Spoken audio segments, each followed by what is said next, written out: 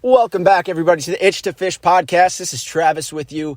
I'm excited to get back on here. We took a week off for Thanksgiving. This will be launching every Wednesday, so pay attention, guys, going forward.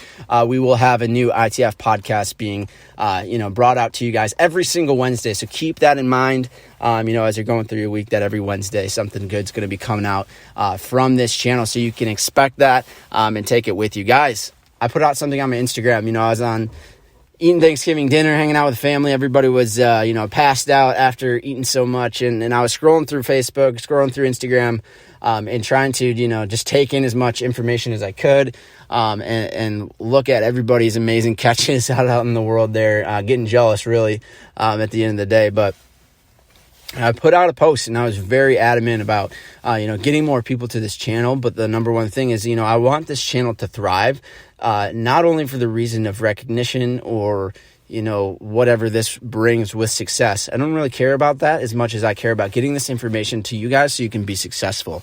So I asked the question, what do you guys want to hear more of?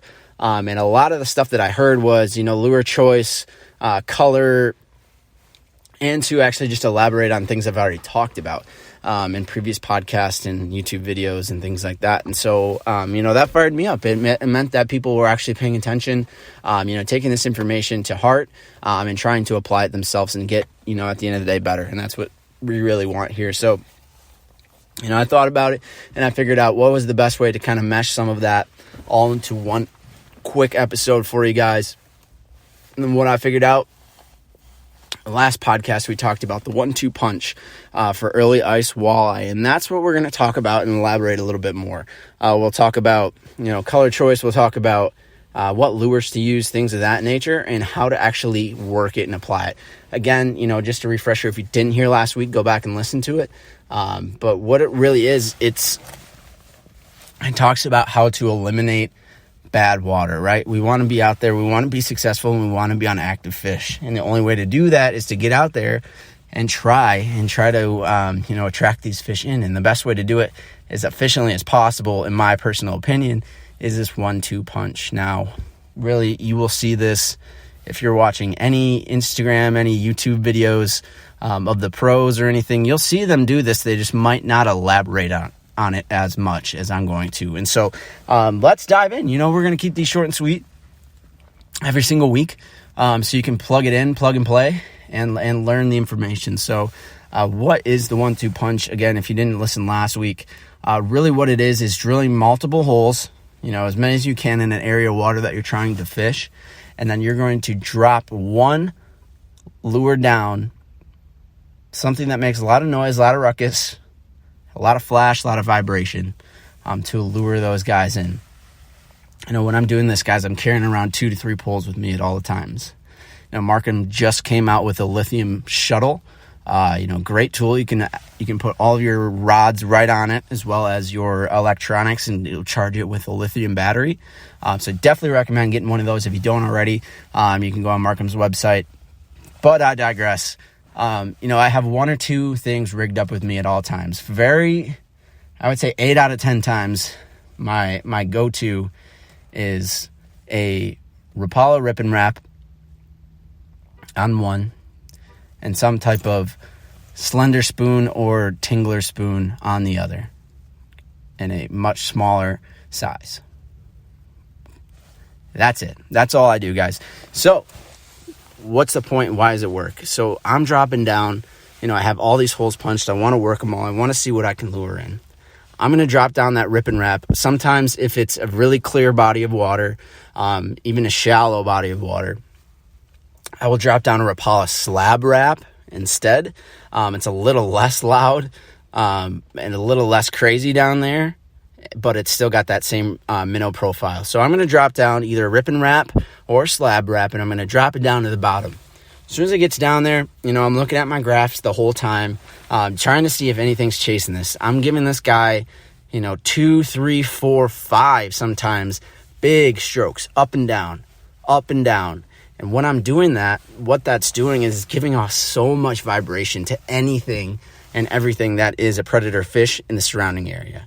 If there is a predator fish like a walleye, a pike, anything of that nature that are in an active mood, they will come investigate. Now, they might not hit it, they might not be as aggressive enough to come up and actually smack that.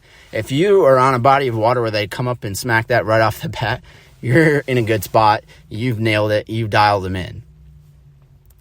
But I would say 9 out of 10 times they don't actually come in and smack that right off the bat. So what do? I keep, doing that 3-4 times, and then I'll slow it down, jiggle it a little bit.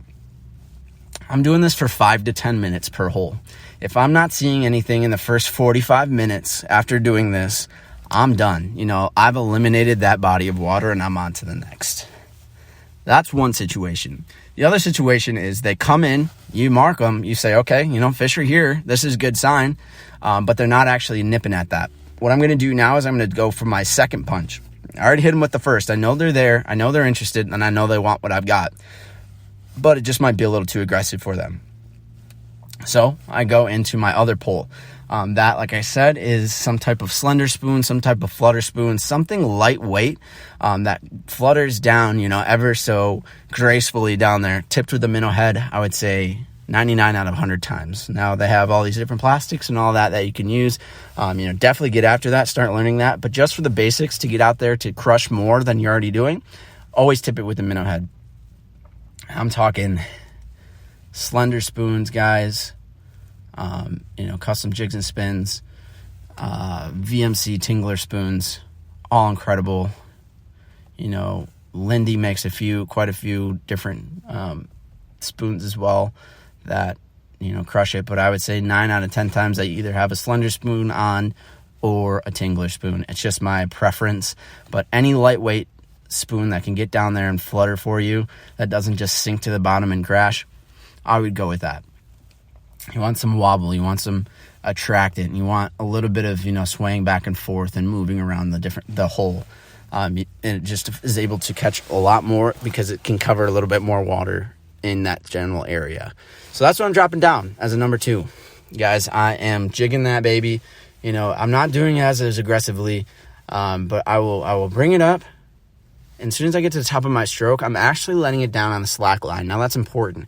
If I keep it down, if I keep the line taut all the way down, the action of this spoon is not going to be the same as if I give it that slack line. So I'm taking it to the top of my jig stroke and letting it drop on a slack line so it does that actual flutter all the way down to the bottom. Now, I'm not necessarily letting it hit the bottom once I've figured it out, once I've figured out the depth of where the bottom is.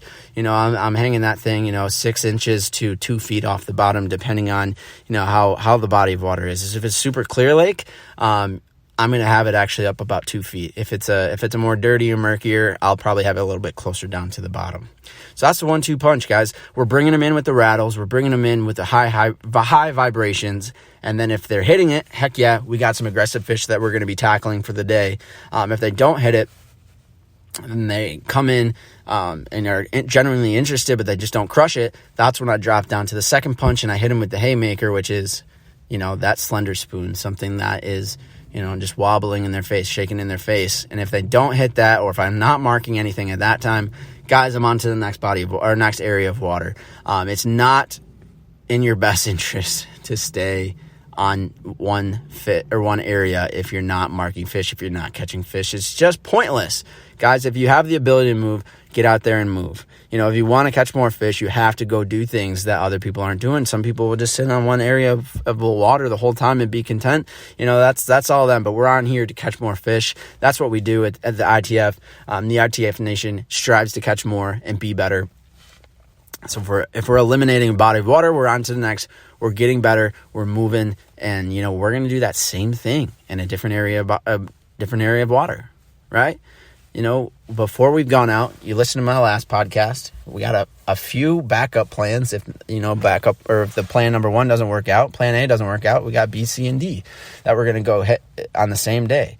So we're moving from A, we're moving to B. We're doing the same thing, the 1-2 punch. Nothing there. Okay, we're moving to option C until we find fish. Once we find fish, then we can hunker down and start drilling more holes in that general area, and hop around from those different holes, guys. Because I promise you, especially with early ice walleye, this is an incredible way to grab them. This is the way to get them all season long, but this is the best way to eliminate water that's not going to be in your best interest. And what's great also, guys, if you're going to a new body of water and you found, hey, this spot is good, guess what? They're most likely going to be around that area for the rest of the winter.